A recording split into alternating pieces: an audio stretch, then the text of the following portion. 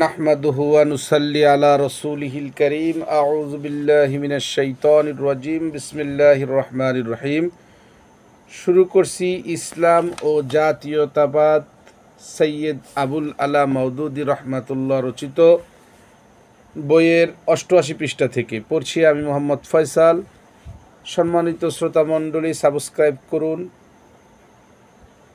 পাশে থাকা বেল আইকনটি প্রেস করে রাখুন যাতে নতুন ভিডিও আসার সাথে সাথে নোটিফিকেশন চলে যায় আপনাদের কাছে।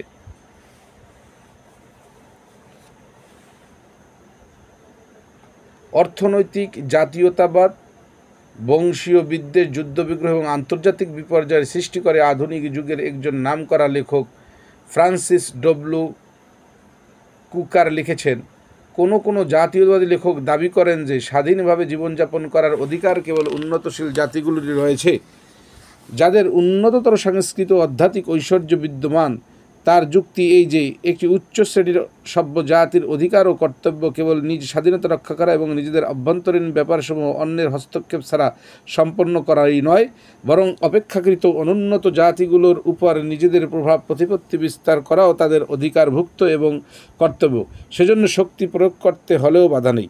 তারা বলেন, প্রত্যেক উন্নত জাতিরই একটা বিশ্বব্যাপক মর্যাদা থাকে। তার অভ্যন্তরীণ যোগ্যতা প্রতিভাকে কেবলমাত্র নিজেদের দেশের মাটির মধ্যে প্রথিত করার কিংবা স্বার্থপরতার বশীভূত হয়ে কেবল নিজের উন্নতি সাধনের জন্যই তার প্রয়োগ করার কোনোই অধিকার নেই। বস্তুত এরূপ মত ও যুক্তি দ্বারাই ঊনবিংশ শতকের শেষ অধ্যায়ে সাম্রাজ্যবাদের সমর্থনে ব্যবহার করা হয়েছে। আফ্রিকা ও ভূমধ্য সাগরের অর্ধসভ্য জাতিসমূহকে ইউরোপ এবং আমেরিকার সাম্রাজ্যবাদী নীতির অধীন করা হয়েছিল ঠিক এরূপ যুক্তি প্রদর্শন করে। তিনি আরও লিখেছেন, এখনও বলা হয় যে একটি বড় জাতির উপর যখন আক্রমণ হয় তখন শুধু প্রতিরোধ করার অধিকারই তার হয় না, বরং তার স্বাধীন জীবনধারা ও সমৃদ্ধির পক্ষে ক্ষতিকর যে কোনো কাজের প্রতিরোধ করার অধিকারও তার থাকে। নিজেদের সীমান্তের সংরক্ষণ, নিজস্ব উপাদানকে নিজেদেরই কর্তৃত্বাধীনকরণ এবং নিজেদের সম্মানের নিরাপত্তা বিধানই একটি জাতির জীবনের জন্য যথেষ্ট নয়। বেঁচে থাকতে হলে তাকে আরও একটি জাতির জীবনের জন্য যথেষ্ট নয়, বেঁচে থাকতে হলে তাকে আরও অনেক কিছুই করতে হবে। তাকে সামনে অগ্রসর হতে হবে, ছড়িয়ে পড়তে হবে, নিজস্ব সামরিক শক্তি বৃদ্ধি করতে হবে, নিজ জাতীয় বৈশিষ্ট্য ও চাকচিক্য বজায় রাখতে হবে, অন্যথায় সে জাতি ধীরে ধীরে অধঃপতনের দিকে নেমে যাবে এবং শেষ পর্যন্ত আন্তর্জাতিক প্রতিযোগিতায় তার অস্তিত্ব নিঃশেষ হয়ে যাবে। নিজের স্বার্থ সংরক্ষণ এবং রাজনৈতিক ও অর্থনৈতিক প্রভাব প্রতিপত্তির পরিধি বিস্তার করতে যে জাতি যত বেশি সাফল্য লাভ করবে, সে জাতি বেঁচে থাকার অধিকার তার ততই বেশি হবে। পৃষ্ঠা 89। যুদ্ধে জয় হওয়াই জাতির যোগ্যতা হওয়ার প্রকৃষ্ট প্রমাণ ডক্টর বিজহার্ট এর কথায় যুদ্ধ জাতি গঠন করে। তিনি তা অতঃপর লিখেছেন, ডারউইনের ক্রমবিকাশ মতাদর্শকেও এসব মতবাদের সমর্থনে সম্পূর্ণ ভুলের কাছে ব্যবহার করা হয়েছে। আর্নেস্ট হেকন জার্মানের ডারউইনবাদের সর্বপ্রথম ও সর্বশ্রেষ্ঠ প্রতিপত্তিশালী বাণীগ্রবাহক ছিলেন। তিনি তার জীববিজ্ঞান সংক্রান্ত মতবাদ খুবই সতর্কতার সাথে দর্শন ও সমাজবিজ্ঞানে ব্যবহার করেছেন। তিনি স্বার্থপরতা ও আত্মপূজাকে এক সার্বিক জীবন বিধান মনে করেন এবং বলেন, এ আইন মানব সমাজে এক প্রকার বংশীয় মানব ধ্বংসের ব্যবস্থা হিসেবে জারি হয়ে থাকে। তার মতে পৃথিবীর বুকে যত প্রাণীও জন্মগ্রহণ করে তাদের সকলের জন্য যথেষ্ট উপজীব্য এখানে বর্তমান নেই, ফলে দুর্বল প্রাণীর বংশ শেষ হয়ে যায়। কেবল এজন্য নয় যে পৃথিবীর সীমাবদ্ধ উপজীব্য আহরণ করার জন্য যে প্রবল দ্বন্দ্ব প্রতিদ্বন্দ্বিতা চলছে, তাতে এরা অন্যান্যদের সাথে সাফল্যজনক প্রতিদ্বন্দ্বিতা করতে সমর্থ হয় না, বরং এজন্য যে শক্তিশালী প্রাণসমূহের বিজয়ী পদক্ষেপের প্রতিরোধ করার কোনো ক্ষমতাও তাদের মধ্যে হয় না। এভাবে কার্ল পিয়ারসন আন্তর্জাতিক দ্বন্দ্ব সংগ্রামকে মানবজাতির স্বাভাবিক ইতিহাসের এক অধ্যায় বলে অভিহিত করেছিলেন। তার দাবি এই যে বৈজ্ঞানিক ধারণার সায়েন্টিফিক ভিউ অফ লাইফ দিক দিয়ে মানব সভ্যতা তামাদ্দুনের ক্রমবিকাশ মূলত সেই দ্বন্দ্ব সংগ্রামের কারণে ঘটে থাকে, যা শুধু ব্যক্তিদের মধ্যেই নয়, জাতিসমূহের মধ্যে চিরন্তনভাবে বর্তমান থাকে। একটি উচ্চ শ্রেণীর জাতি যখন দুর্বল বংশধরদের ধ্বংস করার এবং কেবল শক্তিশালী বংশ সৃষ্টি ব্যবস্থা করে নিজেদের অভ্যন্তরীণ যোগ্যতা বৃদ্ধি করে নেয়, তখন সেই অন্যান্য জাতিসমূহের সাথে মোকাবিলা করে নিজের বাহ্যিক যোগ্যতাকে বিকশিত করতে শুরু করে। এ দ্বন্দ্বে দুর্বল জাতিসমূহ নিশ্চিহ্ন হয়ে যায়, শক্তিশালী জাতিসমূহই অবশিষ্ট থাকে। ইউরোপিয়ান সামগ্রিকভাবে গোটা মানব জাতি উন্নতির দিকে অগ্রসর হয়। এ জাতি অন্যান্য উন্নত জাতির সমতুল্য হওয়ার প্রমাণ ঠিক তেমনি দিতে পারে যখন তা ব্যবসার বাণিজ্য, কাঁচামাল ও খাদ্য সংগ্রহের জন্য তাদের সাথে নিরন্তর সাধনা প্রতিযোগিতা করতে থাকে। যদি নিম্ন স্তরের জাতিগুলোর সাথে মিলেমিশে থাকতে শুরু করে তবে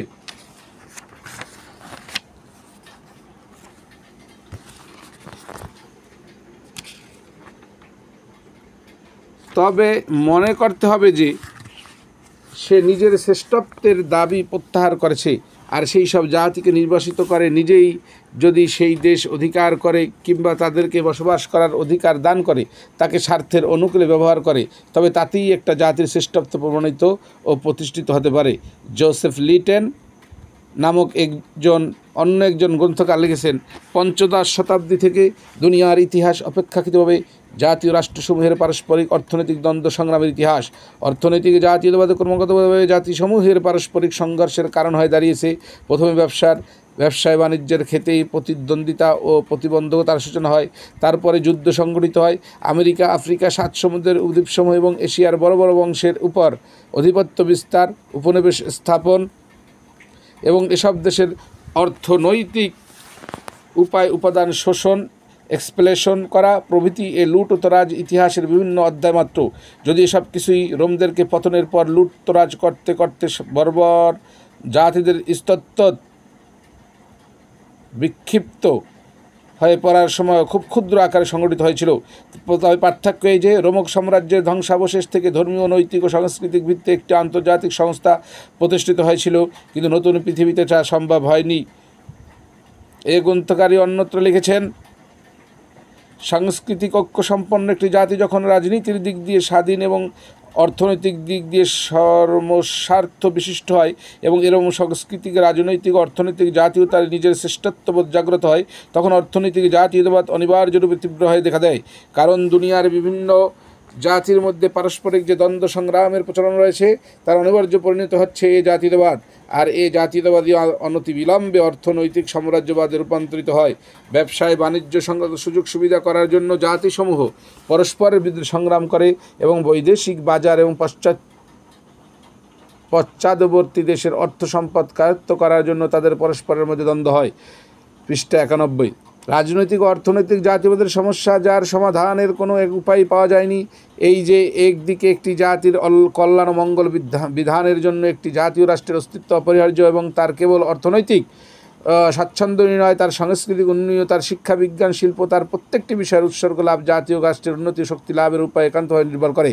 কিন্তু অপরদিকে বর্তমান প্রতিদ্বন্দ্বিতায় পরিবেশে অর্থনৈতিক জাতীয়তাবাদ আপনা আপনি সৃষ্টি হয়ে পড়ে, প্রত্যেক জাতির ক্ষতি করে নিজের উন্নতি সাধনের জন্য চেষ্টা করে। এর ফলে জাতিসমূহের পরস্পরের মধ্যে প্রতিহিংসা, সন্দেহ, ভয় ও ঘৃণার ভাব দ্বারা প্রতিপালিত হতে থাকে। অর্থনীতির ক্ষেত্রে আন্তর্জাতিক প্রতিযোগিতা থেকে শুরু করে প্রকাশ্য ময়দান, সামরিক সংঘর্ষ পর্যন্ত অবাধ গতি এবং এটা অত্যন্ত নিকটবর্তী পথ। পাশ্চাত্য জাতীয়বাদ ও ইসলামী আদর্শের পার্থক্য।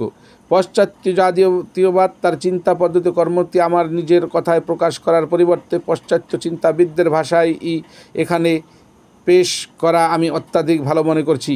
এর ফলে স্বয়ং পাশ্চাত্য পণ্ডিতদের লেখনীর সাহায্যেই পাঠকদের সামনে ইউরোপীয় জাতীয়বাদের প্রকৃত চিত্র সঠিকরূপে সুস্পষ্ট হয়ে উঠেছে।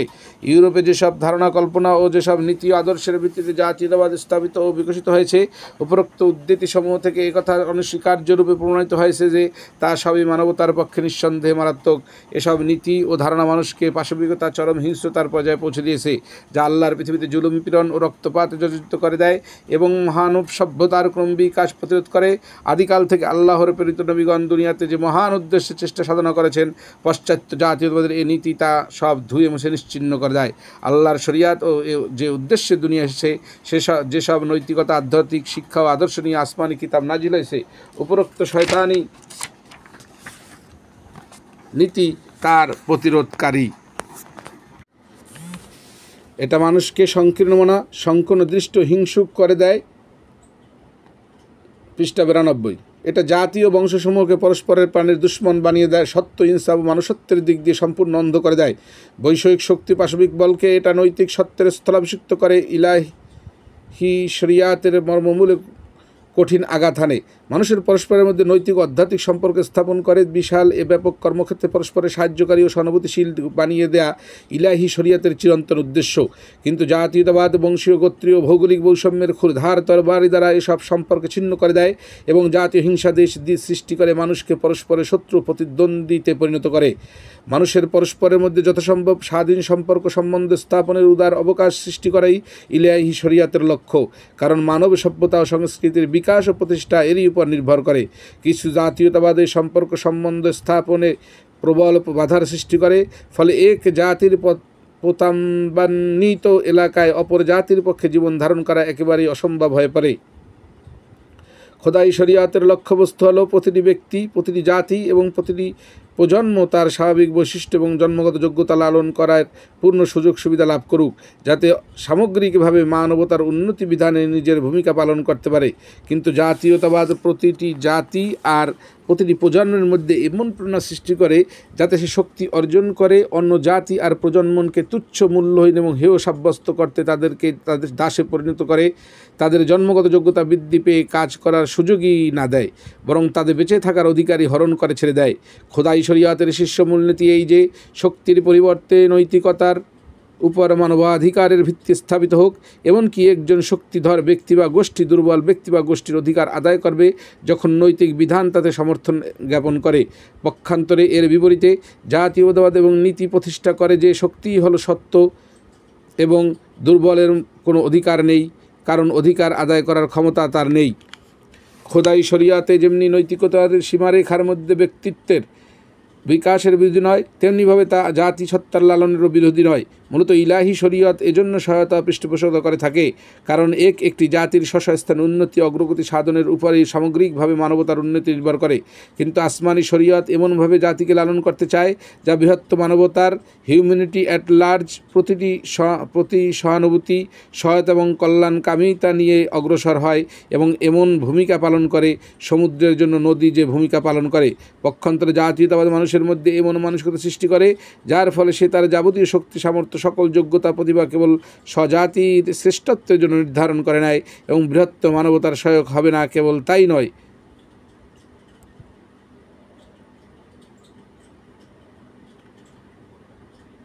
বরং স্বজাতের স্বার্থের বিরুদ্ধে বৃহত্তর মানবতার স্বার্থ বিসর্জন দিতেও কুণ্ঠাবোধ করবে না। ব্যক্তিগত জীবনে আত্মস্বার্থেরই সে স্থান, সামাজিক জীবনে সে স্থান জাতি পূজার। একজন জাতীয়তাবাদী স্বভাবতই সংকীর্ণ মনে হয়ে থাকে। সে বিশ্বের তাবৎ রূপ সৌন্দর্য এর গুণ বৈশিষ্ট্য কেবল স্বজাতি আর স্বগোত্রের মধ্যে দেখতে পায়। অন্যান্য জাতি আর বংশগোত্রের মধ্যে সে এমন কোনো মূল্যবান বস্তু দেখতে পায় না যারা টিকে থাকার অধিকার রয়েছে। এহেন মানসিকতার চূড়ান্ত প্রতিফলন আমরা দেখতে পাই জার্মানির জাতীয় সমাজতন্ত্রে। হিটলারের ভাষায় জাতীয় সমাজতন্ত্রের সংজ্ঞা হলো যে কোনো ব্যক্তি যে জাতির লক্ষ্য উদ্দেশ্যকে এতটা ঊর্ধ্বে তুলে ধরার জন্য প্রস্তুত, যার ফলে তার কাছে স্বজাতির মঙ্গল ও কল্যাণের ঊর্ধ্বে আর কোনো কিছুই থাকতে পারে না, এবং সে আমাদের জাতীয় সঙ্গীত। পৃষ্ঠা 94।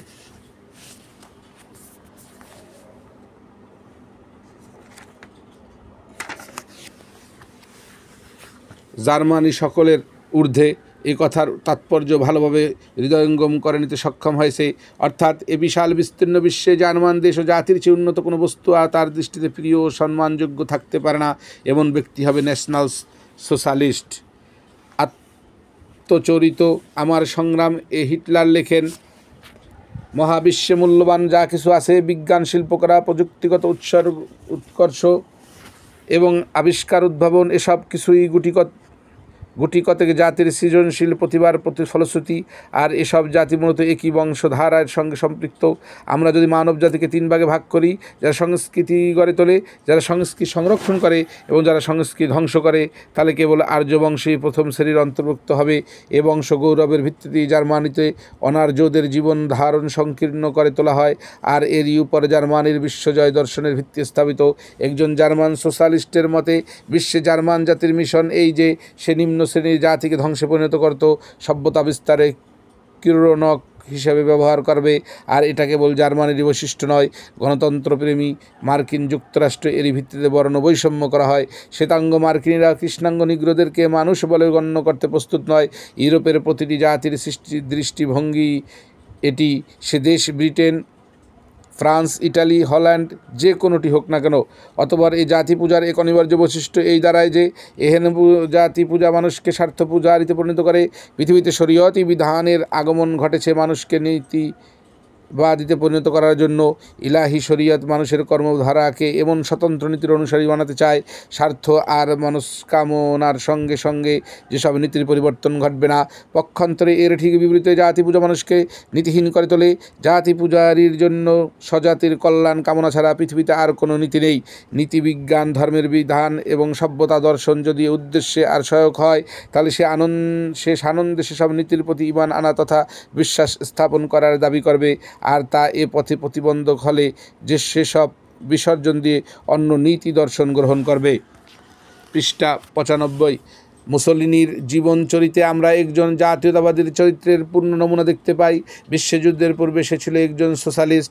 বিশ্বযুদ্ধ চলাকালে সে কেবল একজন সোশ্যালিস্টের থেকে পৃথক হয়ে যায় যে ইটালির যুদ্ধে যোগদানের মধ্যেই সে জাতির স্বার্থ নিহিত রয়েছে দেখতে পায়। যুদ্ধলব্ধ সম্পদের মধ্যে ইটালি তার কাঙ্ক্ষিত কল্যাণ লাভ না করতে পেরে সে নয়া ফ্যাসিবাদী আন্দোলনের পতাকা উড্ডীন করে। এই নতুন আন্দোলনেও সে বারবার নীতির পরিবর্তন ঘটাতে থাকে। 1919 সালে সে ছিল একজন লিবারেল সোশ্যালিস্ট। 1920 সালে হয় অ্যানার্কিস্ট তথা স্বৈরশাসক। 1921 সালে কয়েক মাস পর্যন্ত সে ছিল সোশ্যালিস্ট এবং গণতান্ত্রিক শ্রেণীগুলোর বিরোধী। কয়েক মাস তাদের সঙ্গে ঐক্য গড়ে তোলার চেষ্টা চালায়। অবশেষে তাদের থেকে বিচ্ছিন্ন হয়ে একটা নতুন নীতি গড়ে তোলে। বারবার এহেন রং বদল করা, এ নীতিহীনতা এবং এহেন স্বার্থন্বেষিতা কেবল মুসোলিনিরই একক বৈশিষ্ট্য নয়, বরং এটাই হলো জাতীয়তাবাদী প্রকৃতির স্বাভাবিক বৈশিষ্ট্য। ব্যক্তিগত জীবনে একজন স্বার্থপর ব্যক্তি যা কিছু করতে পারে, একজন জাতীয়বাদী জাতীয় জীবনে ঠিক তাই করতে পারে। কোনো নীতি দর্শনে স্বতন্ত্রভাবে বিশ্বাস স্থাপন করা তার পক্ষে অসম্ভব। কিন্তু ন্যাশনালিজম এবং ইলাহি শরিয়াতের মধ্যে সংঘাত সবচেয়ে খোলাখুলিভাবে আরও একদিক থেকেও হয়। একথা তো স্পষ্ট যে আল্লাহর পক্ষ থেকে যে নবী আগমন করবেন, কোনো একটা জাতি এবং কোনো একটা ভূমিতেই তিনি আগমন করবেন, কোনো এক জনপদেই তার জন্ম হবে। তেমনিভাবে সে নবীকে যে কিতাব দেয়া হবে তা অনিবার্যভাবেই সেই জনপদের ভাষাই হবে যে জনপদে তিনি প্রেরিত হয়েছেন। তারপর সে নবুয়াতের মিশনের সাথে সম্পর্ক স্থাপনকারী যে সে সব স্থান সম্মান ও মর্যাদার আসন লাভ করবে, সেসব স্থানও বেশিরভাগই সেই জনপদেই থাকবে। কিন্তু এসব সীমাবদ্ধতা সত্ত্বেও একজন নবী আল্লাহর পক্ষ থেকে যে সত্যবাণী এবং হিদায়াতের শিক্ষা নিয়ে আগমন করেন তা কোনো দেশে জাতির জন্য সীমাবদ্ধ থাকে না, বরং তা সকল মানুষের জন্য থাকে। সর্বব্যাপী গোটা মানব জাতিকে নির্দেশ দেওয়া হয় যে সে নবী এবং উপস্থাপিত কিতাবের প্রতি ঈমান আনার জন্য। চাই কোনো নবীর মিশন সীমাবদ্ধ হোক, যেমন হজরতের হুদ এবং হজরতে সালেহ আলাইহিস সালাম সহ আরও অনেক, অথবা তার মিশন ব্যাপক হয়, যেমন হজরত ইব্রাহিম এবং হজরত মুহাম্মদ সাল্লাল্লাহু আলাইহি ওয়াসাল্লাম সর্বাবস্থায় সকল নবীর প্রতি ঈমান আনতে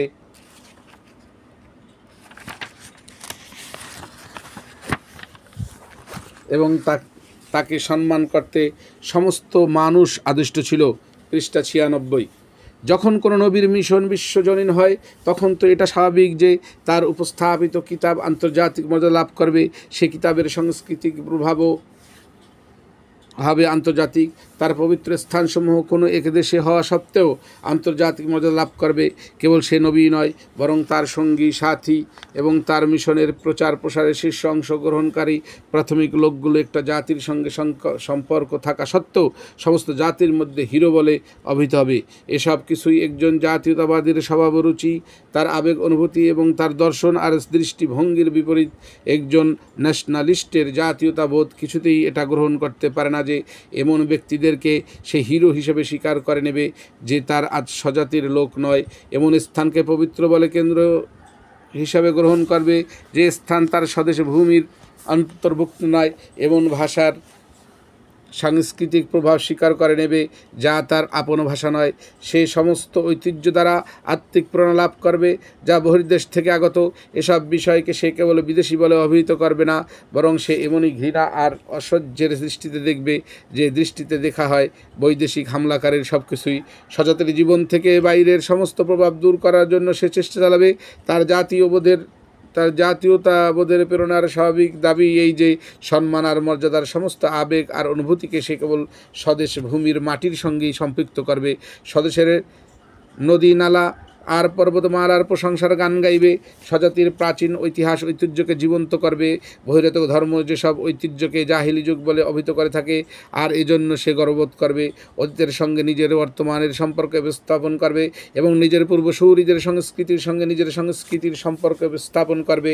স্বজাতির ঐতিহাসিক বা কাল্পনিক বুজুর্গদেরকে হিরো হিসেবে গ্রহণ করবে এবং তাদের বাস্তবিক বা কাল্পনিক কীর্তি থেকে নিজেদের আত্মিক প্রেরণা লাভ করবে।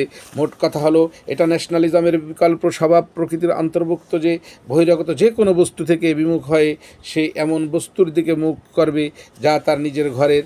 এ রাস্তা যে চূড়ান্ত মানজিলে পৌঁছে, তা এই যে বহিরাগত ধর্মকেও চূড়ান্তভাবে বর্জন করা হবে এবং সেসব ধর্মীয় ঐতিহ্যকে জীবন্ত করে তোলা হবে, যা সহজাতির জাহিলি যুগ থেকে কোনো জাতীয়তাবাদী লাভ করেছে। হতে পারে অনেক জাতীয়তাবাদী জাতীয়তাবাদীর শেষ মঞ্জিল পর্যন্ত পৌঁছতেই পারবে না। পৃষ্ঠা 97। মধ্যস্থলে কোনো মঞ্জিলে পৌঁছে থাকবে, কিন্তু যে পথে চলে সে পথ সেদিকেই যায়। অধুনা জার্মানিতে যা কিছু করেছে তা জাতীয়তাবাদের এই স্বাভাবিক বৈশিষ্ট্যেরই পরিপূর্ণ ব্যাখ্যা বিশ্লেষণ।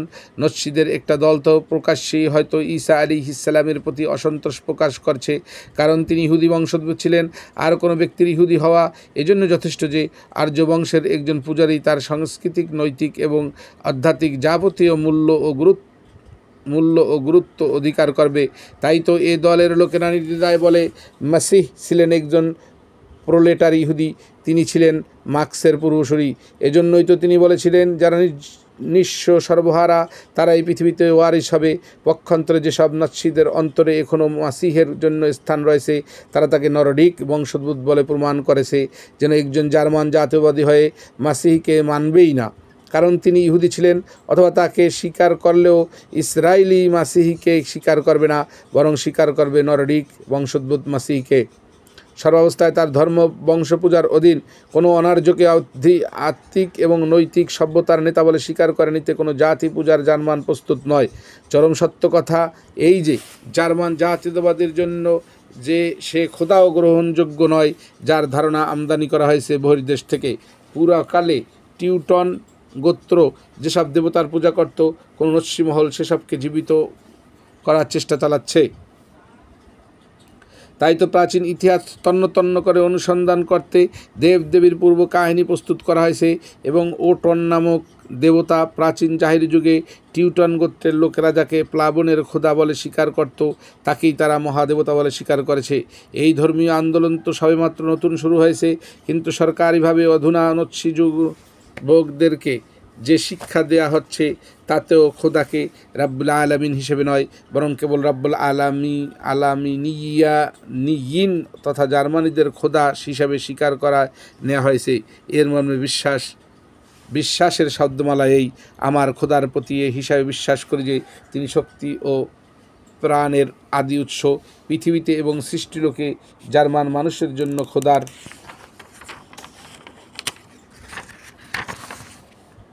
ধারণা স্বভাবজাত। পৃষ্ঠা 98। খোদা আর চিরন্তনতা সম্পর্কে আমাদের ধারণা অন্য কোনো ধর্মবিশ্বাসের ধারণার সাথে কোনোভাবেই মিলবে না। জার্মান জাতি এবং জার্মানি অনাদি বলে আমরা বিশ্বাস করি, কারণ শক্তি ও জীবন অনাদি বলে আমরা বিশ্বাস করি। আমরা জীবনের ন্যাশনাল সোশ্যালিস্ট ধারণার বিশ্বাসী। আমাদের জাতীয় লক্ষ্য সত্য বলে আমরা বিশ্বাস করি। আমরা আমাদের নেতা অ্যাডলফে বিশ্বাস করি, অর্থাৎ খোদা এমন এক শক্তি যা জীবনের নাম, যা জার্মান জাতিকে অনুপ্রবিষ্ট হয়েছে। আর জার্মান জাতি হচ্ছে পৃথিবীতে সে খোদার প্রকাশ, আর হিটলার হচ্ছে সে খোদার রাসূল। আর জাতীয় লক্ষ্য উদ্দেশ্য হলো যে সেই রাসূলের উপস্থাপিত ধর্ম। একজন জাতীয়তাবাদের মানসিকতার সঙ্গে ধর্মীয় ধারণার যদি কোনো মিল থাকে তবে তা কেবল এটাই।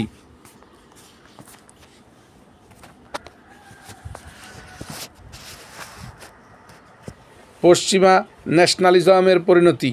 ইউরোপীয় নীতিতে যদি ন্যাশনালিজমের উন্নতি সাধন করা হয় তাহলে শেষ পর্যন্ত তা এ স্থানে সেই দম নেবে। সেসব লোক এখনও মধ্যস্থলের মনঝিলে আছে, সীমা পর্যন্ত এখনও পৌঁছাতে সক্ষম হয়নি। তাদের না পৌঁছতে পারার কারণ কেবল এটাই যে এখনও তাদের জাতীয়তাবাদের উদ্দীপনায় তেমন আঘাত লাগেনি, যে আঘাত বিশ্বযুদ্ধের ফলে জার্মানিকে হানা দিয়েছিল। কিন্তু আপনি নিশ্চিত থাকুন যে তারা যখন ন্যাশনালিজমের রাস্তায় নেমেছে তখন অবশ্যই তাদের শেষ মঞ্জিল মকসুদ হবে চরম পর্যায়ের জাহিলিয়াত, যা খোদা এবং ধর্মকে পর্যন্ত জাতীয় না বানিয়ে শান্ত হবে না। ন্যাশনালিজমের স্বভাব প্রকৃতির দাবি এটাই। ন্যাশনালিজম অবলম্বন করে তার স্বাভাবিক দাবি থেকে যে কে রক্ষা পেতে পারে। ভেবে দেখুন, জাতীয়তাবাদী চিন্তাধারা অবলম্বন করা মাত্রই কোনো বস্তুটা একজন মিশরী জাতীয়তাবাদীর গতি আপনা আপনি মিশরের ফ্রাউনের দিকে আবর্তিত করে দেয়, যা ইরানিকে শাহনামার গল্পের নায়কদের প্রতি উৎসাহী করে তোলে, যা একজন হিন্দুস্তানিকে প্রাচীন সময় এর দিকে টেনে নিয়ে যায় এবং গঙ্গা যমুনার পবিত্রতার গান তার মুখে উচ্চারিত করায়, যা একজন তুর্কিকে তার ভাষা, সাহিত্য এবং তমদ্দনিক জীবনের একটি বিভাগ থেকে আরবীয় প্রভাব দূর করতে বাধ্য করে এবং প্রতিটি ক্ষেত্রে জাহিলি যুগের তুর্কি ঐতিহ্যের প্রত্যাবর্তন করতে অনুপ্রাণিত করে। যে মানুষে ন্যাশনালিজমের বিদ্যুৎতপ্ত হয় তার সমস্ত আগ্রহ জাতীয়তার গণ্ডির মধ্যে আবদ্ধ হয়ে যায় এবং গণ্ডির বাইরের সমস্ত কিছু থেকে সে মুখ ফিরিয়ে নেয়। এছাড়া তার আর কি মনস্তাত্ত্বিক বিশ্লেষণ আপনি করতে পারেন? পৃষ্ঠা 99। এ নিবন্ধ রচনাকালে আঙ্কারার ডাইরেক্টর জেনারেল অফ প্রেস এর লেখা একটি নিবন্ধ আমার সম্মুখে রয়েছে, যার শিরোনাম ইতিহাস তুর্কি নারী। নিবন্ধটির প্রাথমিক বাক্যগুলো এরকম: আমাদের নব উদ্ভূত গণতন্ত্র তুর্কি নারীদেরকে যে উন্নত এবং সম্মানজনক স্থান দান করতে আগ্রহী সে সম্পর্কে আলোচনা করার আগে এক নজরে আমাদের দেখা উচিত যে ইতিহাসের ধারাবাহিকতায় বিভিন্ন যুগে তুর্কি নারীদের জীবন কেমন ছিল। এই সংক্ষিপ্ত পর্যালোচনা দ্বারা এই কথা স্পষ্ট হয়ে থাকে যে আধুনা তুর্কি নারী পুরুষের মধ্যে যে সাক্ষ্য পরিলক্ষিত হয় তা আমাদের জাতীয় ইতিহাসে নতুন কিছু নয়। এ থেকে কথাও জানা যাবে যে তুর্কি পরিবার আর তুর্কি তামদ্দনিক ব্যবস্থা যখন বাইরের প্রভাবমুক্ত ছিল তখন তুর্কি নারীরা যে কোনো তামদ্দনিক আন্দোলনে অংশগ্রহণ করত। আমাদের খ্যাতনামা সমাজতান্ত্রিক জিয়াগোক অল্প বিষয়টা নিয়ে বেশ গবেষণা করেছেন। তার গবেষণা দ্বারা এমন অনেক অধিকার সম্পর্কে জানা যায় যে তুর্কি নারীরা প্রাচীন সভ্যতার তুরস্কের জাহিলি যুগ অর্জন করেছিল। এসব লক্ষ্য দ্বারা একথা স্পষ্ট হয় যায় যে সেকালেও তুর্কি নারী আর একালের তুর্কি নারীর তামাদ্দনিক এবং রাজনৈতিক মুক্তির দিক থেকে গভীর সাদৃশ্য পাওয়া যায়। উপরন্ত বাক্যাবলীর প্রতি লক্ষ্য করুন। একজন জাতীয়বাদী তুর্কি কিভাবে তার ইতিহাসের সে অধ্যায় থেকে মুখ ফিরিয়ে নেয় যে অধ্যায় তার জাতি বৈদেশিক প্রভাবাধীন হয়ে পড়ে এবং কিভাবে সে নিজের বর্তমানের জন্য অতীতকে উত্তম আদর্শ হিসেবে গ্রহণ করে। তখন তার জাতি সে বৈদেশিক প্রভাব থেকে মুক্ত ছিল। এভাবে এই জাতীয়তাবাদের মানুষের মনকে ইসলাম থেকে জাহিলিয়াতের দিকে নিয়ে যায়। পোক আল্প জিয়া মূলত যিনি সভ্যতা সংস্কৃতির দিক দিয়ে আধুনিক তুরস্কের জন্মদাতা, তার প্রদর্শিত পথেই আধুনা তুর্কি জাতি ধাবিত হচ্ছে। খালিদা আদিব খানমের ভাষায় তিনি বলেন, তিনি এমন এক নতুন তুরস্ক গড়ে তুলতে চান যা উসমানী তুর্কি এবং তাদের তুরানি পূর্বসূরিদের মধ্যকার শূন্যতা পূরণ করতে পারে। ইসলাম পূর্বযুগে তুরস্কের রাজনৈতিক এবং তামদ্দনিক সংগঠন সম্পর্কে তিনি যেসব তথ্য সরবরাহ করেছেন তারই ভিত্তিতে তিনি তামদ্দনিক সংস্কার সাধন করতে চান। তিনি নিশ্চিত বিশ্বাস করতেন যে আরবরা যে ইসলাম প্রতিষ্ঠা করেছে তা আমাদের অবস্থার সাথে খাপ খেতে পারে না। আমরা জাহিরি যুগের দিকে ফিরে যেতে না চাইলে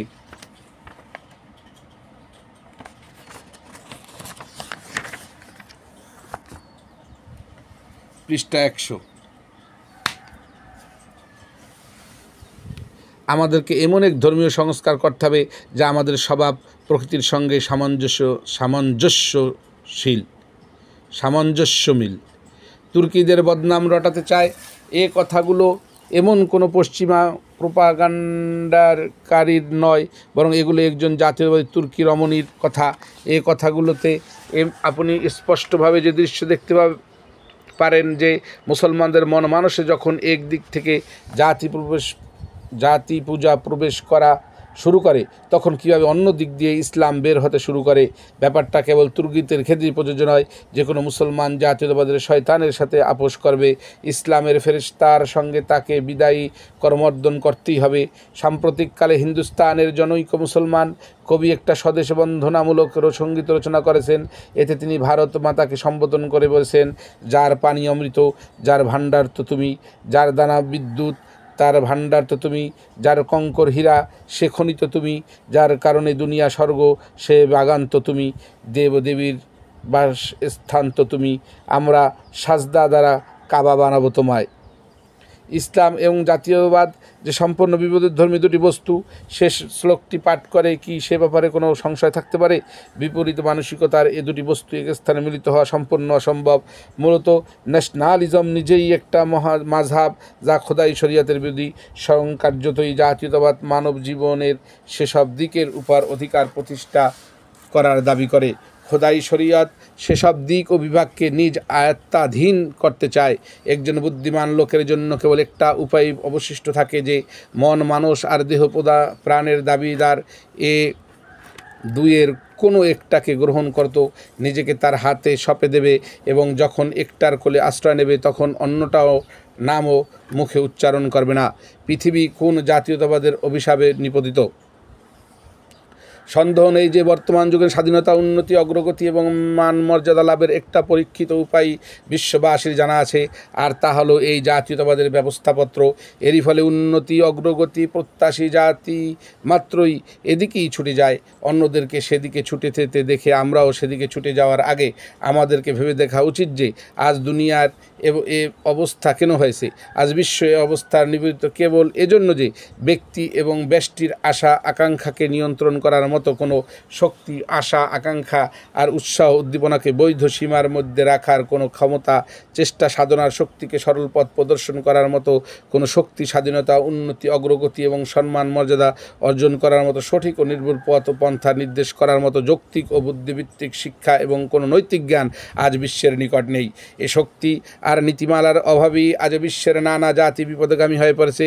এ নীতি নৈতিকতার অভাবে আজ নানা জাতিকে অজ্ঞতা ও কৃপমুণ্ডকতা এবং জুলুম বিচারের দিকে ঠেলে দিয়েছে।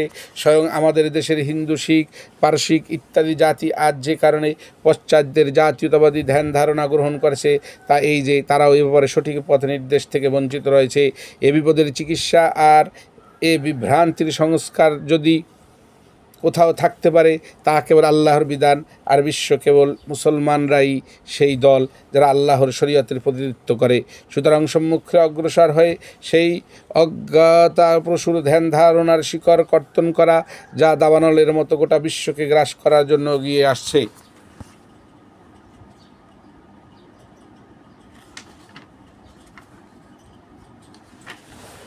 পৃষ্ঠা 102 পড়ছি। মোহাম্মদ ফয়সাল। সাবস্ক্রাইব করুন, লাইক করুন, শেয়ার করুন, পাশে থাকা বেল আইকনটি প্রেস করে রাখুন যাতে নতুন ভিডিও আসার সাথে সাথে নোটিফিকেশন চলে যায় আপনাদের কাছে।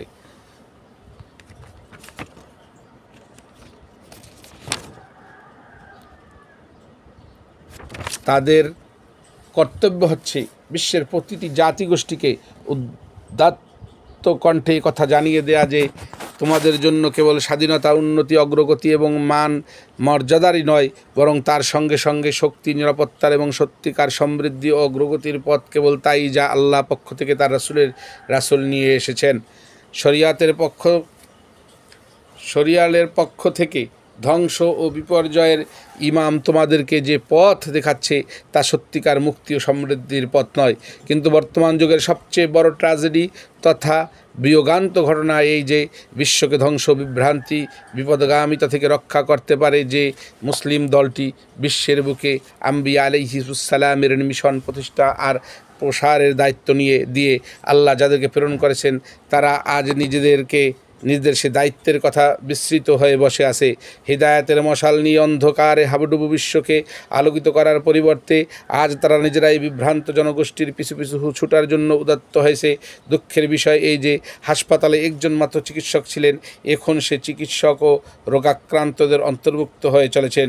কবি কি চমৎকার কথা বলেছেন, মৃত্যুর জন্য সুসংবাদ, ঈসা তো নিজেই পীড়িত। জাতীয়তাবাদ ও ভারতবর্ষ। পূর্ববর্তী নীতিগত আলোচনা দ্বারা আমরা প্রমাণ করেছি যে সমাজ বিজ্ঞানের দৃষ্টিতে আঞ্চলিক জাতীয়তা ইসলামী আদর্শবাদের সাথে সাংঘর্ষিক এবং সম্পূর্ণ পরিপন্থী। অতএব মুসলিম বলতে যদি কোনো এমন ব্যক্তিকে বোঝায় যার জীবনের সকল ব্যাপারে ইসলামী দৃষ্টিকোণ রয়েছে, মুসলিম বলতে এটা ছাড়া যদি অন্য কিছু নাই বোঝায়, তাহলে স্বাভাবিকভাবেই মুসলমানদের কর্তব্য হয়ে দাঁড়ায় যে যেখানে যে অবস্থায় থাকুক না কেন সে আঞ্চলিক জাতীয়তার বিরোধিতা করাই তার একান্ত কর্তব্য। তাহলে কোনো বিশেষ দেশ বা অঞ্চলের দেশ ভিত্তিক বা আঞ্চলিক জাতীয়তাবাদীর ব্যাপারে মুসলমানদের ভূমিকা কী হতে পারে তা নিয়ে বিশেষ কোনো বিতর্কের সৃষ্টি হওয়ার কোনো কারণ থাকতে পারে না। কিন্তু এটা সত্ত্বেও ভারতীয় জাতীয়বাদ কিংবা বাঙালি জাতীয়তাবাদ সমর্থন করার জন্য যখন আমাদের নিকট বারবার দাবি উত্থাপিত হচ্ছে, তখন এ অবিভক্ত ভারতের অবস্থার পরিপ্রেক্ষিতে এখানে জাতীয়তাবাদের পরিণাম কী হতে পারে এবং তা দ্বারা ভারতের তথা ভারতীয় মুসলমানদের মুক্তি লাভের কোনো সম্ভাবনা আছে কি না তা বিচার বিশ্লেষণ করে দেখা আবশ্যক হয়ে পড়েছে। জাতীয়তাবাদের মৌল উপাদান কোনো দেশে এক জাতীয়তাবাদ গড়ে ওঠার জন্য সেখানে পূর্ব থেকেই এক জাতীয়তা বর্তমান থাকা, আর তা না হলে তার অস্তিত্ব লাভের সম্ভাবনা বর্তমান থাকা একান্তই আবশ্যক। কেননা যেখানে মূলতই জাতীয়তা বর্তমান নেই, সেখানে জনগণের মধ্যে জাতি পূজার ভাবধারা সৃষ্টি হওয়া সম্ভবপর নয়। জাতীয়তাবাদের অপর নামই হচ্ছে জাতি পূজার ভাবধারা।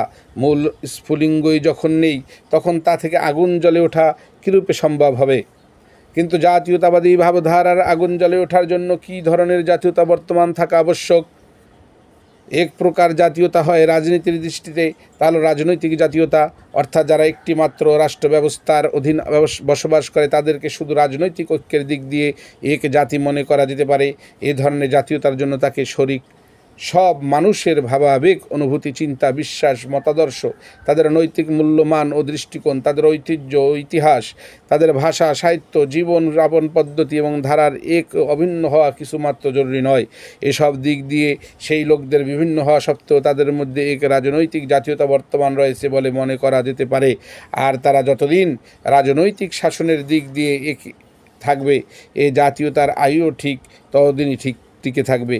কিন্তু তাদের বিভিন্ন সমাজ যদি বিচ্ছিন্ন ও পরস্পর বিরোধী হয়ে যায়, এমনকি তাদের লক্ষ্য, উদ্দেশ্য, জাতীয় প্রেরণাও যদি পরস্পর সংঘর্ষিত হয়ে পড়ে এবং সেই কারণে পরস্পরের বিরুদ্ধে বাস্তব চেষ্টা চালানো হয়, তাহলেও তাদের রাজনৈতিক জাতীয়তা একই থাকবে। এ ধরনের জাতীয়তাকে যদিও একটা জাতীয়তা নামে অভিহিত করা যায়, কিন্তু ঠিক এক জাতীয়তা সৃষ্টির জন্যে যে ভাব ও ধারা অবশিষ্ট থাকা আবশ্যক তা এখানে সম্পূর্ণ অনুপস্থিতি মনে করতে হবে। জাতীয়তার অপর একটি রকম হলো সাংস্কৃতিক জাতীয়তা, কালচারাল ন্যাশনালিজম। এই জাতীয়তা কেবলমাত্র সেই লোকদের মধ্যেই পাওয়া যেতে পারে যাদের ধর্ম এক, চিন্তা, মতাদর্শ, আবেগ, অনুভূতি, মূল্যবোধ এক, যাদের মধ্যে একই ধরনের নৈতিক গুণাবলী পাওয়া যাবে, যারা জীবনের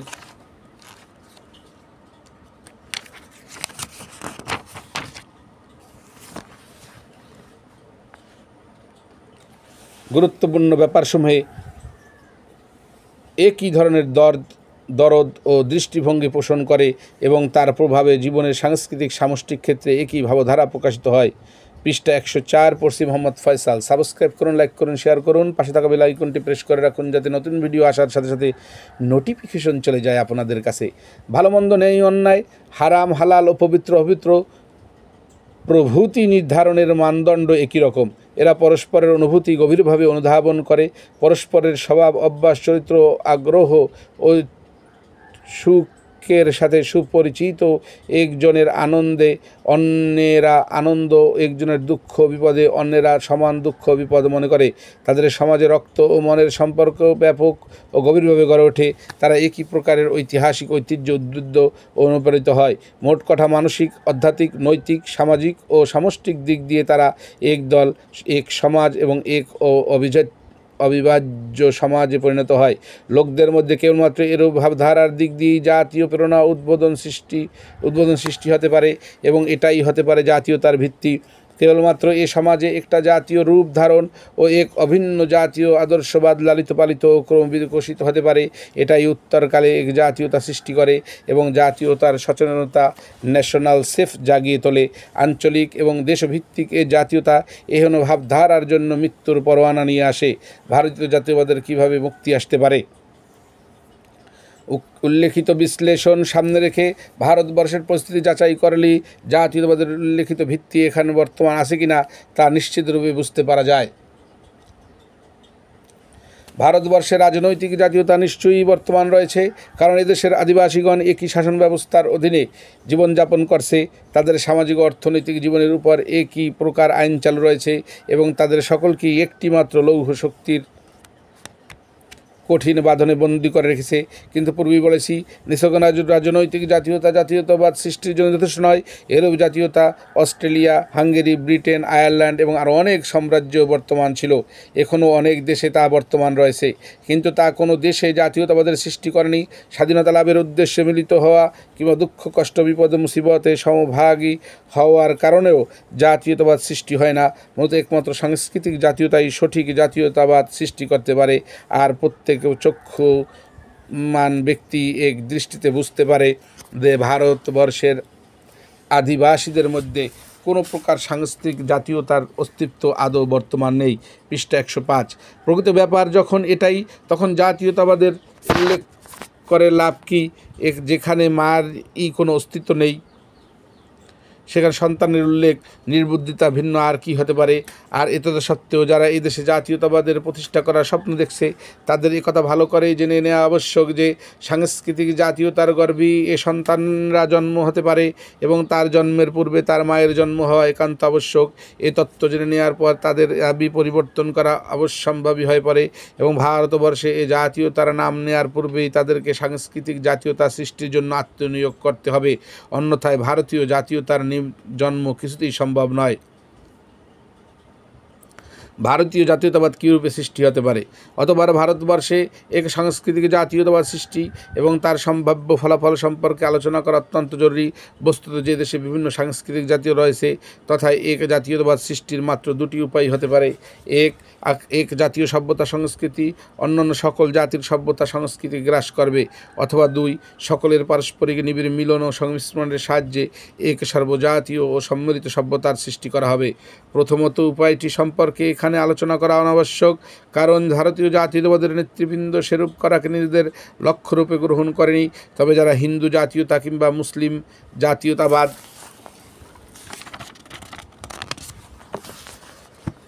সৃষ্টি করতে চান, তারা এই উপায় অবলম্বন করতে পারেন। পৃষ্ঠা 106। সর্বভারতীয় জাতীয়তাবাদীগণ কেবলমাত্র দ্বিতীয় উপায় অবলম্বন করতে পারেন। এজন্য এ দেশের বিভিন্ন জাতির সংমিশ্রণে এক নবতর জাতীয়তা সৃষ্টি করার জন্য তারা প্রায়ই আলোচনা করে থাকেন, কিন্তু তাদের বালকোচিত কথাবার্তা শুনে মনে হয় তারা সাংস্কৃতিক জাতীয়তার প্রকৃত অর্থ মাত্রই বুঝতে পারেননি। এই একই জাতীয়তা সমূহের সংমিশ্রণ কোনো নিয়ম নীতি অনুসারে হতে পারে, সেই সম্পর্কেও তারা মাত্র অবহিত নন। আর এরূপ সংমিশ্রণ সাধনের ফলে কোন ধরনের জাতীয়তা রূপ লাভ করতে পারে সে বিষয়েও তাদের ধারণা নেই। এ কাজকে তারা ছেলে খেলা বলে মনে করেন, আর নিতান্ত ছেলেদের মতোই এই ক্রীড়া তারা খেলতে চান। বস্তুত একটি জাতির বুদ্ধি, প্রকৃতি ও নৈতিক ব্যবস্থারই নাম হচ্ছে সাংস্কৃতিক জাতীয়তা। আর এরূপ জাতীয়তা এক দুদিনের কখনোই রূপ লাভ করতে পারে না। কয়েক শতাব্দী কাল ধরে কোনোভাবে তার বিকাশ ঘটে থাকে। কয়েক শতাব্দী কাল পর্যন্ত কিছু সংখ্যক লোক যখন বংশানুক্রমিকভাবে একই প্রকার ধারণা, বিশ্বাস, প্রথা ও রীতিনীতির অধীন জীবনযাপন করে, তখনই তাদের মধ্যে এক মিলিত সর্বসম্মত ভাবধারার সৃষ্টি হয়। সম্মিলিত নৈতিক গুণাগুণ সুদৃঢ় হয়, এক বিশিষ্ট বুদ্ধি প্রকৃতি গড়ে ওঠে। যেসব ঐতিহ্যের সাথে তাদের মনের আবেগ উচ্ছ্বাস সংযোজিত থাকে, তাই অত্যন্ত গভীর হয়ে বসে। তাদের মন ও মস্তিষ্কের স্বতঃস্ফূর্ত ভাবধারা ফুটে ওঠে তাদের সাহিত্যে। তাদের মধ্যে আধ্যাত্মিক ও মানসিক ঐক্যরূপ গড়ে ওঠে। ফলে তাদের মধ্যে পারস্পরিক বন্ধুতা ও সমঝোতার সৃষ্টি হয়। এসব গভীর ও সুদৃঢ় প্রভাবের দরুন যখন কোনো দলে স্বতন্ত্র জাতীয়তা গড়ে ওঠে, অন্যথায় তার নৈতিক ও বুদ্ধিগত প্রকৃতি যখন সুদৃঢ় হয়, তখন অন্য কোনো দলের সাথে সংমিশ্রিত হয়ে অন্য কোনো জাতীয়তায় রূপান্তরিত হওয়া তার পক্ষে প্রায় অসম্ভব হয়ে দাঁড়ায়। অনেক সময় এ দল শত শত বছর কাল পর্যন্ত একই আবহাওয়া, পরিবেশ ও একই ভূখণ্ডে পাশাপাশি বসবাস করে, কিন্তু তবুও এদের কোনোরূপ সংমিশ্রণের সৃষ্টি হয় না। ইউরোপের জার্মান, আর পোল, চেক, ইহুদি, সালাফি এবং এ প্রকারের অন্যান্য অনেক জাতি দীর্ঘকাল ধরে একই স্থানে জীবনযাপন করছে, কিন্তু আজ পর্যন্ত তাদের মধ্যে কোনো প্রকার সংমিশ্রণের সৃষ্টি হয়নি। পৃষ্ঠা 107। ইংরেজ ও আইরিশ যুগান্তকাল একই সাথে বসবাস করছে, কিন্তু তাদের মধ্যে কোনো প্রকার মিলন সৃষ্টি হয়নি। কোনো দেশে এ প্রকার জাতিসমূহের ভাষা এক হলেও তাদের মন ও হৃদয়ের কোনো দিক দিয়েই সাদৃশ্যের সৃষ্টি হয়নি। শব্দ এক হতে পারে, কিন্তু তা প্রত্যেক জাতির হৃদয় মনে স্বতন্ত্র ভাবধারা ও মতবাদের প্রবাহ জাগায়, যা সম্পূর্ণরূপে পরস্পর বিরোধী। বিভিন্ন সাংস্কৃতিক দলের নৈতিক বিধান ও বুদ্ধি প্রকৃতির মধ্যে যদি বিরাট কোনো পার্থক্য না থাকে, বরং তা যদি পরস্পর সামঞ্জস্যপূর্ণ চরিত্র বিশিষ্ট হয়, তবে তখনই একত্রে বসবাস ও দীর্ঘকাল পর্যন্ত পারস্পরিক সংমিশ্রণের ফলে এ ধরনের দলগুলোর পরস্পর মিলিত একটি খাঁটি, পরিপূর্ণ ও যুক্ত জাতীয়তার সৃষ্টি করা সম্ভব। এ অবস্থায় তাদের স্বতন্ত্র বৈশিষ্ট্য এবং স্বতন্ত্র জাতীয় সত্তা নিঃশেষ মিলে যায়। তখন এক সর্বদলীয় নৈতিক ব্যবস্থা গড়ে ওঠে, কিন্তু এ কাজ নিমেষ মাত্র সময়ের মধ্যে হওয়া কিছুতেই সম্ভব নয়। দীর্ঘকাল ধরে বহু ভাঙাগড়া ও ঘাত প্রতিঘাতের পরে বিভিন্ন অংশের পরস্পর মিলিত হওয়ার ফলে এক স্বতন্ত্র প্রকৃতি জেগে ওঠে। ইংল্যান্ডে ব্রাইটন, হেক্সন ও নরমন্ডি জাতিসমূহের এক জাতিতে পরিণত হতে শত শত বছর অভিভূত হয়েছে। ফ্রান্সে 10 শতাব্দী থেকে এই কাজ চলছে, কিন্তু এখনও জাতীয়তার উৎসসমূহের সন্ধান পাওয়া যায়নি। যেসব বিভিন্ন দলের সমন্বয়ে ইটালির জাতীয়তার রূপায়ণ হয়েছে, নৈতিক চরিত্রের দিক দিয়ে তারা পরস্পর বিরোধী না হওয়া সত্ত্বেও আজ পর্যন্ত তাদের জাতীয় ভাবধারার সৃষ্টি হতে পারেনি। আমেরিকা যুক্তরাষ্ট্রে কেবল তাদের নিয়েই এক জাতি সৃষ্টি করা সম্ভব হয়েছে, যারা প্রায় সকল দিক দিয়ে সামঞ্জস্যপূর্ণ চরিত্র সম্পন্ন এবং যারা স্বার্থের সামান্য দ্বন্দ্ব পরিহার করে অনতিবিলম্বে এক জাতি হতে বাধ্য হয়েছিল, কিন্তু এই কাজ সম্পন্ন হতে 2-3 শতাব্দী কাল অতীত হয়েছে। একই প্রকার চরিত্র সমন্বিত জাতিসমূহের পারস্পরিক সংমিশ্রণে একটি বিশিষ্ট উৎকৃষ্ট জাতীয়তার সৃষ্টি কেবল এজন্যই সম্ভব হয়ে থাকে যে এ সংমিশ্রণ কার্য সম্পন্ন করার সময় তাদেরকে নিজেদের মতবাদ, বিশ্বাস ও নৈতিক মানদণ্ড পরিহার করা এবং নিজেদের উন্নত নৈতিক গুণাবলীর মূলোৎপাটন করার কোনোই আবশ্যক হয় না, বরং এসব জিনিসই তাদের মধ্যে বহু পূর্ব থেকেই বর্তমান থাকে। কেবল ঐতিহ্য, ইতিহাসের রদবদল এবং আবেগ, উচ্ছ্বাস, উদ্দেশ্য, লক্ষ্যের পূর্ণ প্রতিষ্ঠা দ্বারাই তাদের এ নবতর জাতি স্থাপিত হতে পারে।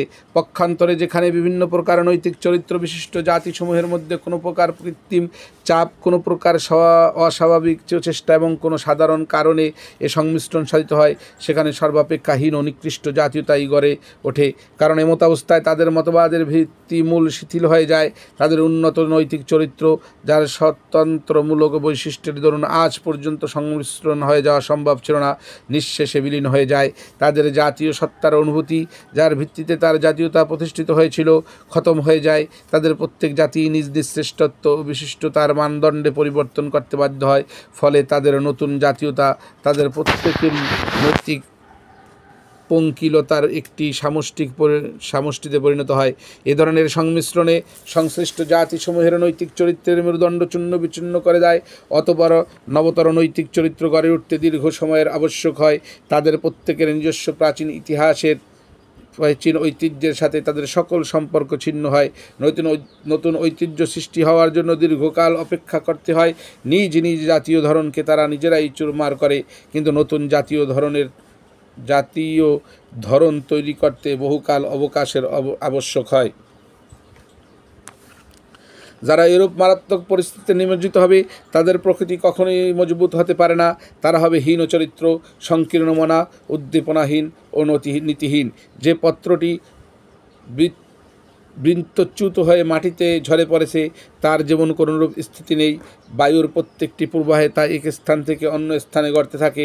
ওই সব জাতির প্রকৃত অবস্থা সেরূপই হয়ে থাকে।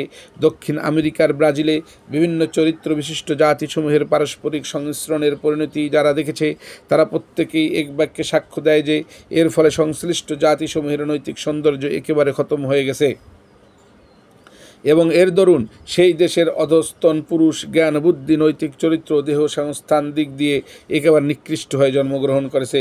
সমাজ বিজ্ঞান সম্পর্কে বিশেষজ্ঞ এবং রাজনৈতিক স্বার্থপরতার ঊর্ধ্বে থেকে প্রকৃত ব্যাপার সম্পর্কে স্বাধীন মত প্রকাশে সক্ষম কোনো ব্যক্তি পাক ভারতের বিভিন্ন সাংস্কৃতিক জাতিসমূহের সামঞ্জস্যপূর্ণ চরিত্র বিশিষ্ট বলে মনে করতে পারে না।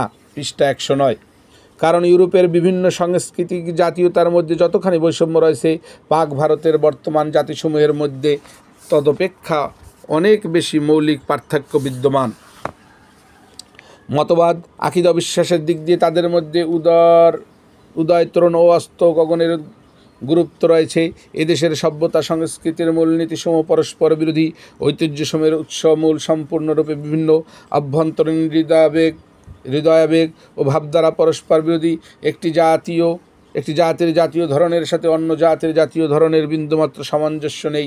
নিছক রাজনৈতিক ও অর্থনৈতিক স্বার্থের জন্য এই বিভিন্ন জাতীয়তাকে নির্মূল করে একটি যুক্ত জাতীয়তা সৃষ্টি করার পরিণাম পূর্ববর্ণিত কারণে মারাত্মক হবে।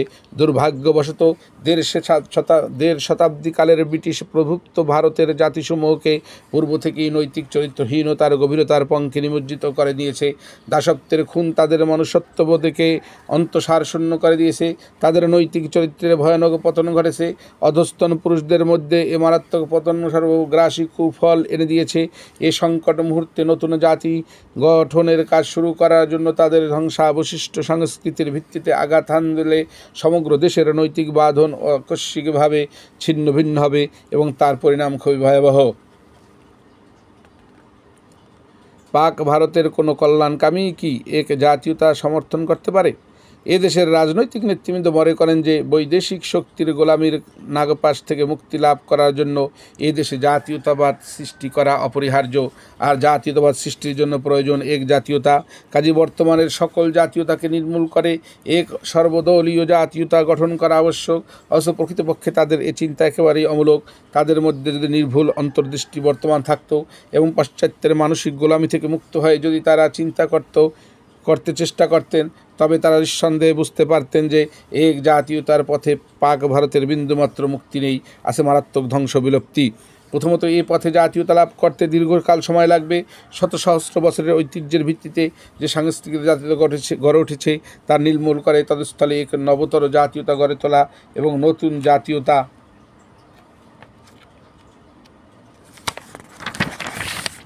পৃষ্ঠা 110 মজবুত ও সক্রিয় হয়ে এক জাতীয়তা পর্যন্ত উপনীত হওয়া মাত্রই সহজে সাধ্য নয়, সেজন্য দীর্ঘকালের দরকার হবে।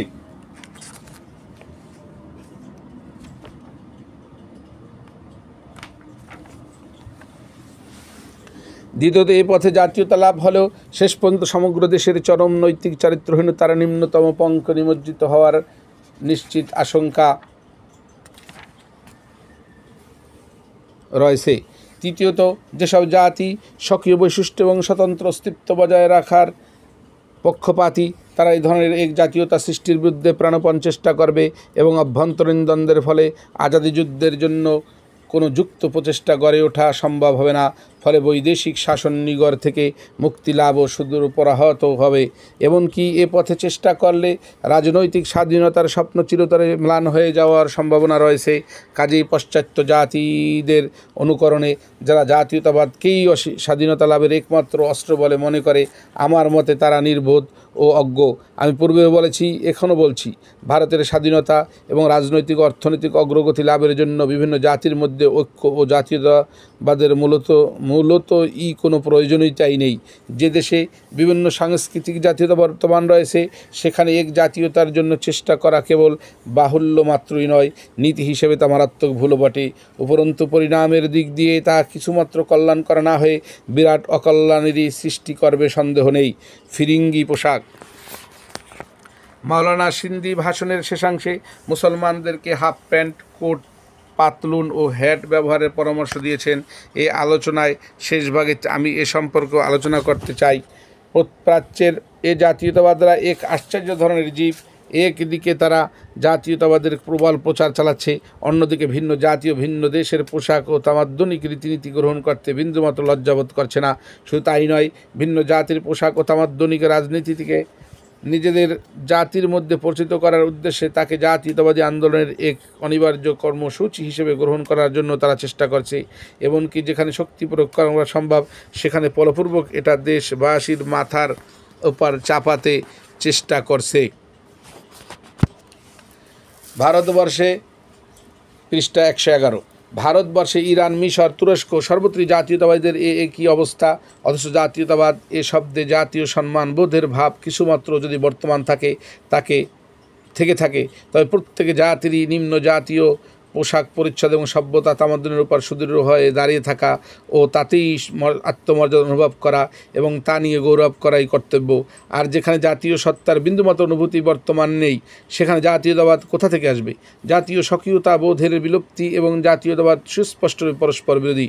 কিন্তু আমাদের প্রাচ্য দেশীয় জাতীয়তাবাদীগণ ও পরস্পর বিরোধী ভাবধারার সংমিশ্রণ সাধনে সিদ্ধহস্ত। প্রকৃত ব্যাপার এই যে চিন্তা ও কাজের বৈষম্য বিরোধ থেকে বাঁচার জন্য অনাবিল সুস্থ মানসিকতা এবং সংস্কারমূলক উদার উচ্চ দৃষ্টি আবশ্যক। আর এটাই যদি কেউ লাভ করতে পারে তবে প্রকৃতির সহজ সরল পথ পরিত্যাগ করে তথাকথিত জাতীয়তাবাদের আশ্রয় নেওয়ার কোনোই প্রয়োজনীয়তাই তার হবে না। সর্বোপরি তাদের এ নীতির প্রতি ইসলামের বিন্দুমাত্র সমর্থন নেই। জীবনের প্রতিটি ক্ষেত্রেই সহজ সরল ঋজু আড়ম্বরহীন অকৃত্রিম পন্থারই নাম হচ্ছে ইসলাম। জাতীয়তার সীমালঙ্ঘনকারী বাড়াবাড়ি যেমন ইসলামের মনোপুত নয়, তেমনি জাতীয়তার সঙ্গত ও স্বাভাবিক সীমা ভঙ্গকারী জাতি সমূহের স্বতন্ত্র ও স্বকীয় বৈশিষ্ট্যসমূহ নিশ্চিহ্নকারী এবং তাদের মধ্যে পঙ্কিল কলুষ চরিত্র সৃষ্টিকারী কোনো জিনিসকেও ইসলাম মাত্রই বরদাস্ত করতে পারে না। কোরআন শরীফ ঘোষণা করেছে, মানুষ যদিও একই মূল থেকে উদ্বৃত্ত কিন্তু তবু আল্লাহ তাআলা তাদের মধ্যে মাত্র দু প্রকারের পার্থক্য সৃষ্টি করার অবকাশ রেখেছেন। প্রথম স্ত্রী ও পুরুষের পার্থক্য এবং দ্বিতীয় বংশ, গোত্র ও জাতীয়তার পার্থক্য। আল্লাহ রাব্বুল আলামিন সূরা হুজরাতের 13 নম্বর আয়াতে বলতেছেন, বিসমিল্লাহির রহমানির রহিম, ইয়া আইয়ুহান নাসু ইন্না খলাকনাকুম মিন যাকারিন ওয়া উনসা ওয়া জাআলনাকুম শুউবান ওয়া ক্বাবাইলা লিতা'আরাফু। হে মানুষ, আমি তোমাদেরকে এক স্ত্রী পুরুষ থেকে সৃষ্টি করেছি এবং তোমাদেরকে জাতি ও গোত্রে বিভক্ত করে দিয়েছি শুধু এজন্য যে যেন তোমরা পরস্পরকে চিনতে পারো। আল্লাহ রাব্বুল আলামিন অন্যত্র বলতেছেন, বিসমিল্লাহির রহমানির রহিম, ওয়া আন্নাহু খালাকায যাওজাইনিজ যাকারা ওয়াল উনসা। সূরা নাজম 45। এবং আল্লাহ তাআলা পুরুষ ও স্ত্রী এ দুটি লিঙ্গ বিশিষ্ট মানুষ সৃষ্টি করেছেন। সূরা নাজম 45 নম্বর আয়াত। সম্মানিত শ্রোতা মণ্ডলী, পৃষ্ঠা 112 পর্যন্ত এখানেই শেষ করছি। সাবস্ক্রাইব করুন, লাইক করুন, শেয়ার করুন, যাতে পরবর্তী ভিডিও আসার সাথে সাথে নোটিফিকেশন চলে যায় আপনাদের কাছে।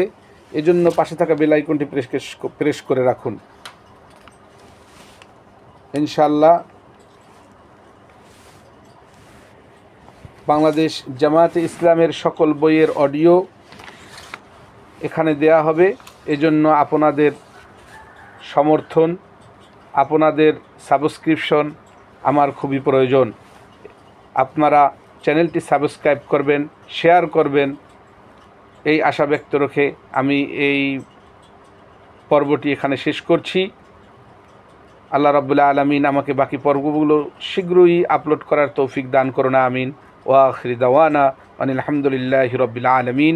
আসসালামু আলাইকুম ওয়া রাহমাতুল্লাহ। নাহমাদুহু ওয়া নুসাল্লি আলা রাসূলিহি।